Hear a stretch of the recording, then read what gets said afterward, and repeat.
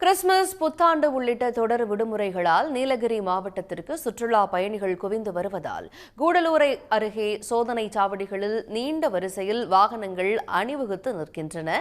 கூடுதல் தகவல்களோடு இணைகிறார் செய்தியாளர் ஆல்வின் சுரேஷ். எவ்வளவு தூரத்திற்கு இதுபோல வாகனங்கள் அங்க அணிவகுத்து நிக்குது? போக்குவரத்து சீராவதற்கு எவ்வளவு நேரம் ஆகும்?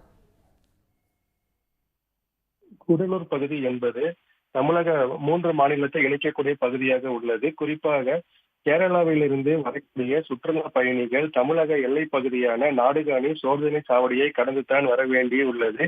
இந்த நாடுகாணி சோதனை சாவடி மையத்தில் நீலகிரி மாவட்ட நிர்வாகம் சார்பாக வெளி மாநிலத்தில் இருந்து வரக்கூடிய வாகனங்களுக்கு பசுமை நுழைவு வரி மற்றும் சுங்க வரி நுழைவு ஆனது வசூலிக்கப்பட்டு வருகிறது.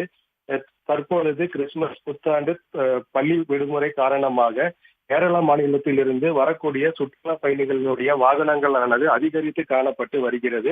இன்று காலை முதல் வாகனங்கள் அதிகரித்து காணப்பட்டு வந்ததால் சுமார் 2 கிலோமீட்டர் தூரத்திற்கு வாகனங்கள் அனைத்தும் அணிவகுத்து நிறுத்தி வைக்கப்பட்டது. தொடர்ந்து தற்பொழுது இப்போ இந்த வாகனங்கள் ஆனது சீர் செய்யப்பட்டு வருகிறது. அது மட்டும் இல்லாமல் இந்த 3 மாநிலத்தை இணைக்கக்கூடிய பகுதி என்பதாலும் நுழைவு வரி வசூலிக்கப்படுவதாலும் இந்த போக்குவரத்து நெரிசலானது ஏற்பட்டுள்ளது. தொடர்ந்து இந்த விடுமுறை நாட்களில் அதிகமான அதிகாரிகளை நியமிக்கப்பட வேண்டும் எனவும் இந்த வரி வசூலிப்பதற்காக அதிகமான ஆட்களை நியமித்து இந்த போக்குவரத்து நெரிசலை தவிர்க்க வேண்டும் எனவும் இப்பகுதியில் இருக்கக்கூடிய மக்கள் கோரிக்கை வைத்துள்ளனர்.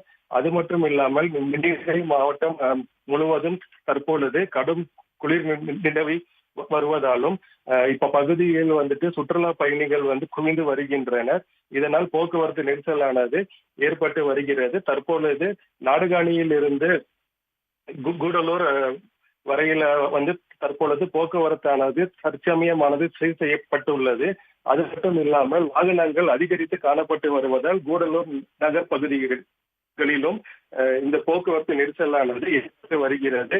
இதில் போக்குவரத்து காவல்துறை அதிகாரிகள் தொடர்ந்து இந்த போக்குவரத்து நெரிசலை சீர் செய்யும் பணிகள் தற்பொழுது ஈடுபட்டு வருகின்றனர்.